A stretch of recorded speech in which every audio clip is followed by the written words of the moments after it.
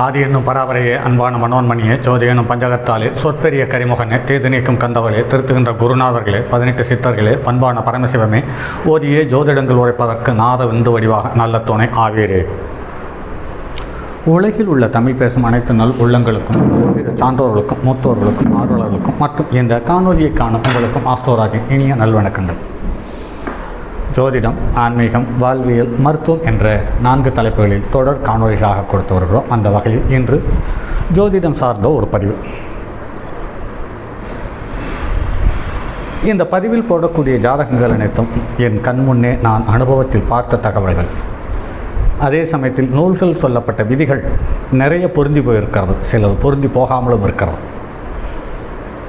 அப்படி பொருந்தி போகும் ஜாதகங்கள் சம்பந்தப்பட்ட தகவலை ஒவ்வொரு காணொலியாக பார்ப்போம். இதுவரை ஜோதிடர் ஆகுவதற்கான கிரக அமைப்புகள் எவ்வாறு அமையும் என்பது சார்ந்த பதிவுகள் மற்றும் காதல் திருமணம், அதே சமயத்தில் வரையறையற்ற உறவுகளை கொண்ட உறவுகள், நோய் சம்பந்தப்பட்டது, இப்படி எண்ணற்ற காணொலிகளை கொடுத்து வருகிறோம். அந்த வகையில் இன்று காரகோப பாப நாஸ்தி என்ற சாஸ்திர விதிக்கு உட்பட்ட ஒவ்வொரு கிரகத்துக்கும் ஒரு உறவினுடைய காரகத்துவம் இருக்கிறது, ஒவ்வொரு பாவகத்துக்கும் ஒரு உறவினுடைய காரகத்துவம் இருக்கிறது. ஆக இதில் மேசத்துக்கும் விருச்சிகத்துக்கும் சொந்தமான செவ்வாயினுடைய காரகம் சார்ந்த பதிவை தான் இப்போது பார்ப்போம். அல்லது இளைய சகோதர காரகன் என்று சொல்லக்கூடிய செவ்வாய் எவ்வாறு இருக்கிறது என்பது சார்ந்த தகவலை பார்ப்போம். அந்த வகையில் குரு 5இல் இருந்தால் புத்திர காரகன், புத்திர பாவத்தில் இருந்தால் தோஷம். சந்திரன் 4இல் இருந்தால் மாதுரு காரகனான சந்திரன் மாதுரு பாவமான 4ஆம் இடத்தில் இருந்தால் தோஷம். இளைய சகோதர காரகனான செவ்வாய் இளைய சகோதர ஸ்தானமான 3ஆம் இடத்தில் இருந்தாலும், இளைய சகோதர ஸ்தானாதிபதி ஸ்தானத்திலேயே இருந்தாலும் மற்ற கிரகங்களுடைய தொடர்பு இல்லாத பட்சத்தில் பெரிய பாதிப்பையும் சங்கடத்தையும் தருகிறது.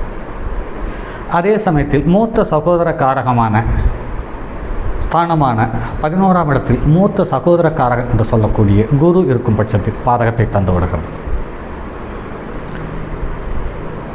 ஆயுள் காரகன் மற்றும் வேலையாட்களை குறிப்பிடும் காரகம் மற்றும் பேரனை குறிப்பிடும் காரகம் மற்றும் இளைய சித்தப்பாவை குறைக்கும் காரகம் என்று பார்க்கும் பொழுது லக்னத்துக்கு 5ஆம் இடத்தில் சனி என்றாலும் பெரிய பாதிப்பை தருகிறது. சித்தப்பாவினுடைய உறவை அடையாளம் காட்டக்கூடிய 11ஆம் இடத்தில் சனி இருந்தாலும் பாதகத்தை காட்டுகிறது.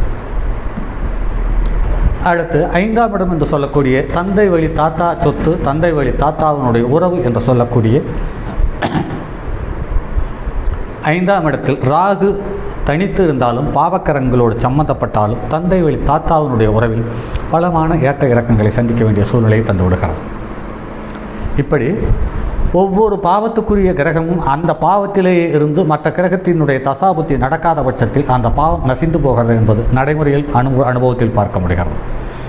அதே சமயத்தில் ஒரு பாவத்தில் நின்ற கிரகம் அந்த பாவத்துக்குரிய உறவுக்குரிய காரக கிரகமாக இருக்கும் பட்சத்தில் அந்த பாவம் நசிந்து போகிறது என்பது நடைமுறையில் பார்க்க முடிகிறது. அந்த வகையில் இன்று இளைய சகோதர ஸ்தானாதிபதி இளைய சகோதர ஸ்தானத்தில் நின்று ராகு கேதுவோடு சம்பந்தப்பட்டு இளைய சகோதரன் பாதிக்கப்பட்ட ஒரு ஜாதகத்தை இது அடையாளம் பார்ப்போம்.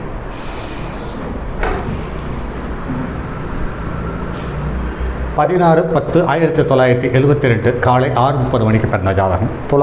துலாலக்கணத்தில் புதன், 3ஆம் இடத்தில் ராகு குரு, 4ஆம் இடத்தில் சந்திரன், 8ஆம் இடத்தில் சனி, 9ஆம் இடத்தில் கேது, 11ஆம் இடத்தில் சுக்கிரன், 12ஆம் இடத்தில் சூரியனும் செவ்வாய். இந்த ஜாதகத்தில் பாருங்கள் நண்பர்களே, லக்னத்துக்கு 3ஆம் இடத்துக்குரிய கிரகம் 3ஆம் இடத்திலே இருந்து காரகோப பாவனாஸ்தி என்ற சாஸ்திர விதிக்கு உட்பட்டது.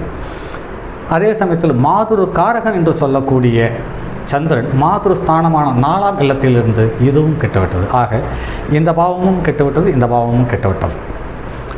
இந்த பாவத்துக்குரியவன் என்று பார்க்கும் பொழுது குரு, இந்த குரு அமைந்த நட்சத்திரம் என்று பார்க்கும்போது மூலம் கேதுவனுடைய நட்சத்திரத்தை பெற்று கேதுவனுடைய பார்வை பெறுகிறது. சரி, இதில் கிரக நிலையை பார்த்தோம். என்று ஒவ்வொரு கிரகம் தான் நன்ற நட்சத்திரம் சார்ந்த தகுதி எவ்வாறு பெறுகிறது என்பது சார்ந்த தகவலை பார்ப்போம். லக்னம் சித்திரை நட்சத்திரம் 4ஆம் பாதத்தில் அமர்ந்து 4.14 பாகை பெற்றிருக்கு. லக்கண புள்ளி என்பது செவ்வாயினுடைய கிரகத்தினுடைய நட்சத்திரத்தில் அமைந்து செவ்வாய் லக்கணத்துக்கு 12க்கு போனதனால் இது பலமான பாதிப்பையும் சங்கடத்தையும் தந்திருக்கிறது என்பதில் மாற்றுக்கருத்தில்லை. அதே சமயத்தில் அடுத்தது சூரியனும் சித்திரை நட்சத்திரத்தில் 2ஆம் பாதத்திலேயே இருக்கிறது. ஆக சூரியனும் செவ்வாயும் ஒரே ஒரு நட்சத்திர பாதத்தில் அல்லது ஒரே ஒரு நட்சத்திரத்தினுடைய கால்களில் அமைந்து 2-7க்குரிய மாரகாதிபதி 12ஆம் இடத்திலிருந்து 7ஆம் இடத்துக்குரிய காரகத்துவத்தை தன்னுடைய 8ஆம் பார்வையாக பார்த்து இந்த குடும்ப வாழ்க்கை மற்றும் திருமண வாழ்க்கை மற்றும் இளைய சகோதரன் வாழ்க்கை இந்த மூன்றையும் பலமான பாதிப்பை சந்தித்திருக்கிறது என்பது நடைமுறையில் தெரிய வருகிறது. அடுத்து லக்கணத்துக்கு செவ்வாய் சந்திரன் உத்தராட நட்சத்திரம் 3ஆம் பாதத்தில் அமர்ந்தது. ஆக இதுவும் சூரியனுடைய நட்சத்திரத்தில் அமர்ந்து 11ஆம் இட பாதகஸ்தானாதிபதி என்று சொல்லக்கூடிய சூரியனுடைய நட்சத்திரத்தில் அமர்ந்து சூரியனுக்கு 5இல் நின்று இந்த ராசியில் நில ராசியில் என்ன கிரகங்கள் இருக்கிறதோ அதே கிரகத்தினுடைய நட்சத்திரங்கள் தான் இங்கே இருக்கிறது. ஆக சூரியனும் சந்திரனும் ஒன்றாய் சேர்ந்திருக்கிறதுக்கான ஒரு வாய்ப்பு அப்படிங்கிறது இது சனியனுடைய வீடு, இது புதனுடைய வீடு. அந்த வகையில் பார்க்கும் பொழுது இந்த புதனுடைய வீட்டுக்கு சந்திரன் சேருவதற்கு சிறப்பான யோகம் இல்லை. அதே சமயத்தில் இங்கு சனியனோட வீடு சனி என்ற வீட்டுக்கு சந்திரன் என்ற வீட்டுக்கு திரிகோணத்தில் அமர்ந்தது. ஆக நில வீட்டில் 1, 2, 3, 4 கிரகங்கள் அமைந்துவிட்டது. இந்த 4 கிரகங்களும் 10ஆம் இடத்துக்குரிய சூரியனை தவிர 4, 5க்குரிய மிகப்பெரிய யோகாதிபதி என்று சொல்லக்கூடிய சனி 8க்கு மறைந்து போனது பாதகமான சூழலை கொண்டு பண்ணி தந்துவிட்டது என்பது நடைமுறையில் பார்க்க முடிகிறது. அதற்கடுத்து புதன் சுவாதி நட்சத்திரத்தில் அமர்ந்து 3ஆம் பாதத்தில் அமர்ந்தது 16.33 பாகை பெற்றிருக்கிறது. குரு மூல நட்சத்திரம் 2ஆம் பாதத்தில் அமர்ந்து 9.3 பாகை பெற்றிருக்கிறது. சுக்கிரன் பூர நட்சத்திரம் 2ஆம் பாதத்தில் இருந்து 19 டிகிரியை பெற்றிருக்கிறது. சனி மிருகசீரிஷ நட்சத்திரம் 2ஆம் பாதத்தில் அமர்ந்து 27.04 பாகை பெற்றிருக்கிறது. ராகு உத்திராட நட்சத்திரம் 1ஆம் பாதத்தில் அமர்ந்து 27.57 பாகை பெற்றிருக்கிறது. குரு புனர்பூச நட்சத்திரம் 3ஆம் பாதத்தில் அமர்ந்து 27.53 பாகை பெற்றிருக்கிறது. இவருக்கு பிறக்கும்போது சூரிய திசை பாதகாதிபதியினுடைய திசை. அதே சமயத்தில் 4ஆம் இடத்துக்கு என்று பார்க்கும் பொழுது 5ஆம் இடத்துக்கு என்று பார்க்கும் பொழுது இந்த 4ஆம் இடத்துக்கு 9ஆம் இடத்தில் சூரியனும் 5ஆம் இடத்துக்கு 8ஆம் இடத்தில் சூரியனும் இருக்க இந்த ஜாதகம் ஜன்னம். ஆக 5ஆம் இடத்திற்கு 8ஆம் இடத்தில் சூரியன் இருந்தனால் இவர் தந்தையை விட்டு பிரிந்து தாய் மாமன் உறவில் வளர்ந்து வந்தார் என்பதில் மாற்றுக்கருத்தில்லை. ஏனென்று கேட்டால் இங்கு தாய் மாமன் ஸ்தானமான 5ஆம் இடத்தை தாய் மாமனுடைய பாவாதிபதி என்று பார்க்கும்போது அவன் வக்கரம் பெற்று லக்கணத்துக்கு 8ஆம் இடத்தில் போனாலும் தன்னுடைய 10ஆம் பார்வையால் சனியை கும்பத்தை பார்த்தது. அந்த வகையில் பார்க்கும்போது தாய் மாமன் வழி உறவில் இந்த ஜாதகர் ஆரம்ப காலத்தில் வளர்ந்தார். அதற்கடுத்தது சந்திர திசை என்று பார்க்கும் பொழுது அந்த சந்திரனும் பாதகாதிபதியினுடைய நட்சத்திரத்திலே இருக்காது. அதுவும் அப்பாவும் அம்மாயும் ஒன்று சேர விடாமல் 4ஆம் இடத்துக்கு 8ஆம் இடத்துக்குரிய கிரகம் 4ஆம் இடத்துக்கு 8ஆம் இடத்துக்குரிய கிரகம் நட்சத்திரத்தை 4ஆம் இடத்துக்கு பாவாதிபதிக்கு தந்ததால் உறவுகள் திருப்திகரமாக அமையவில்லை. அதற்கு அடுத்து குரு புதன் சுவாதி நட்சத்திரத்தில் அமர்ந்து 3ஆம் பாதத்தில் அமர்ந்து 16.32 பாகை பெற்றிருக்கிறது. ஆக இந்த ராகு 3ஆம் இடத்தில் அமர்ந்து தனக்கு நட்சத்திரத்தை கொடுத்த புதனை 11ஆம் பார்வையாக பார்த்ததனால் இவர் வெளி வட்டார பரதேச வாழ்க்கை அப்படிங்கிறது இவருக்கு சிறப்பாக அமைந்தது என்பது மாற்றுக்கருத்தில்லை. அதே சமயத்தில் அதுக்கடுத்தது சுக்கிரன் பூர நட்சத்திரத்தில் அமர்ந்து 19 பாகை பெற்றிருக்கிறார். ஆக சுக்கிரன் மட்டும் இங்கு சுயசாரம் வாங்கி வலுவாக இருக்கிறார். அந்த வகையில் பார்க்கும்போது 11ஆம் இடத்தில் பாதகஸ்தானத்தில் அமர்ந்தது தான் இங்கு பாதகமான ஒரு சூழ்நிலை. அதே சமயத்தில் அடுத்து சனி மிருகசீரிஷ நட்சத்திரத்தில் அமர்ந்தது. அதே சமயத்தில் இந்த மிருகசீரிஷ நட்சத்திரம் என்பது கிட்டத்தட்ட 3 கிரகத்துக்கு இந்த செவ்வாய் நட்சத்திரத்தை கொடுத்து பலமான பாதகத்தை உருவாக்கக்கூடிய சந்தர்ப்ப சூழ்நிலை தந்துவிட்டது. ஏன் என்று கேட்டால் இந்த லக்கணத்துக்கு 2-7க்குரியவன் ஆகாது, இந்த ராசிக்கு 4-11க்குரியவன் ஆகாது என்ற சூழ்நிலையில் பலமான பாதிப்பையும் சங்கடத்தையும் தந்திருக்கிறார். அடுத்து ராகு உத்திராட நட்சத்திரம் சூரியனுடைய நட்சத்திரத்தில் அமர்ந்தது. அடுத்து கேது புனர்பூச நட்சத்திரம் குருவனுடைய நட்சத்திரத்தில் அமர்ந்தது. ஆக கேது 3-6க்குரியவனுடைய நட்சத்திரத்தில் அமர்ந்தது. ராகு 11க்குரியவனுடைய நட்சத்திரத்தில் அமர்ந்தது. ஆக இந்த ஜாதகத்தில் சுக்கிரன் ஒருவனை தவிர மீது எல்லா கிரகங்களும் சற்று ஏற்ற இறக்கத்தை காட்டக்கூடிய அடையாளப்படுத்தக்கூடிய கிரகங்களுடைய நட்சத்திர பாகத்தில் அமர்ந்தது என்பது மேலும் ஒரு குறிப்பிடக்கூடிய தகவல். அதற்கடுத்து இவருடைய ஜாதகத்தில் குரு திசை நடக்கும் பொழுது குரு திசையில் ராகு புத்தி இவருடைய இளைய சகோதரன் அரசு பணியில் இருந்தவர் நீரில் விழுந்து தற்கொலை செய்து கொண்டார் என்பதில் மாற்று கருத்து கண் முன்னால் பார்த்த ஒரு தகவல். ஆக அதற்கடுத்து லக்கணத்துக்கு 4ஆம் இடத்தில் சந்திரன் என்று பார்க்கும் பொழுது இந்த பெண்